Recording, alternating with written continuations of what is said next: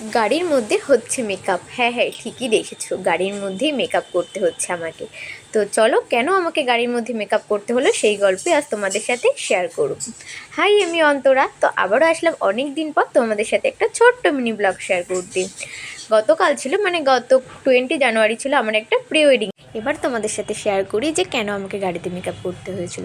এই দিদিভাইয়ের আমার বাড়িতে আসার কথা ছিল ভোর 5টার সময়, কিন্তু দিদিভাইয়ের গাড়ি অনেকটাই লেট করে এসেছিলো, 1 ঘন্টাতে। দিদিভাই আমার বাড়িতে এসে পৌঁছায় 6টার সময়। তখন আমাদের হাতে খুব অল্প টাইম থাকার জন্য দিদিভাইয়ের হেয়ারটা কমপ্লিট করে আমাদেরকে বেরিয়ে যেতে হয়েছিল। রাস্তায় বাকি মেকআপটুকু কমপ্লিট করেছি, আর বাকি যেটুকু টাচ আপ ছিল সেটুকু আমরা আমার ফার্স্ট লোকেশানে গিয়ে সেই টাচ আপটা আমি কমপ্লিট করে দিদিভাইকে ছাড়ি। এটা ছিল দিদিভাইয়ের বোন, ভীষণই মিষ্টি একটা বোন। এরপর ওকে আমি রেডি করি।